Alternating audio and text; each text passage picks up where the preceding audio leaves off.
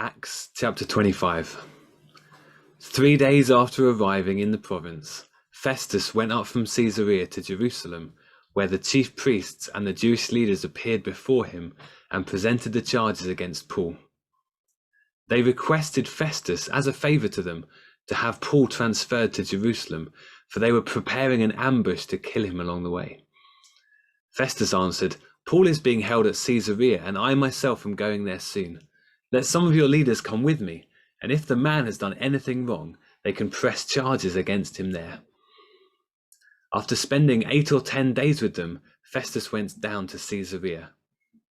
The next day he convened the court and ordered that Paul be brought before them. When Paul came in, the Jews who had come down from Jerusalem stood around him. They brought many serious charges against him, but they could not prove them. Then Paul made his defense. "I have done nothing wrong against the Jewish law, or against the temple, or against Caesar." Festus, wishing to do the Jews a favor, said to Paul, "Are you willing to go to Jerusalem and stand trial before me there on these charges?"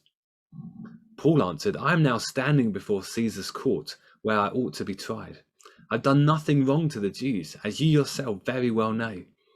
If, however, I'm guilty of doing anything deserving of death, I do not refuse to die. But if the charges brought against me by these Jews are not true, no one has the right to hand me over to them.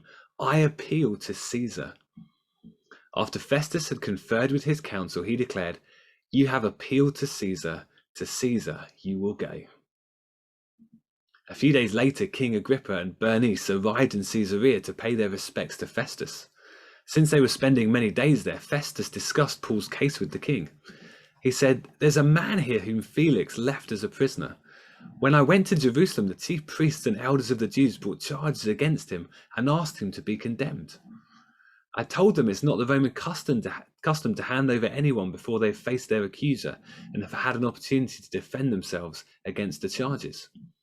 When they came here with me, I did not delay the case, but convened the court the next day and ordered the man be brought in. When the accusers got up to speak, they did not charge him with any of the crimes I'd expected. Instead, they had some points of dispute about their own religion, about a dead man called Jesus who Paul claimed was alive. I was at a loss how to investigate such matters, so I asked if he'd be willing to go to Jerusalem and stand trial there on these charges. But when Paul made his appeal to be held over for the emperor's decision, I ordered him held until I could send him to Caesar." Agrippa said to Festus, "I'd like to hear this man myself." And he replied, "Tomorrow you will hear him." The next day, Agrippa and Bernice came with great pomp and entered the audience room with the high-ranking military officers and prominent men of the city. At the command of Festus, Paul was brought in. Festus said, "King Agrippa and all who are present with us, you see this man. The whole Jewish community has petitioned me about him in Jerusalem and here in Caesarea, shouting that he ought not to live any longer.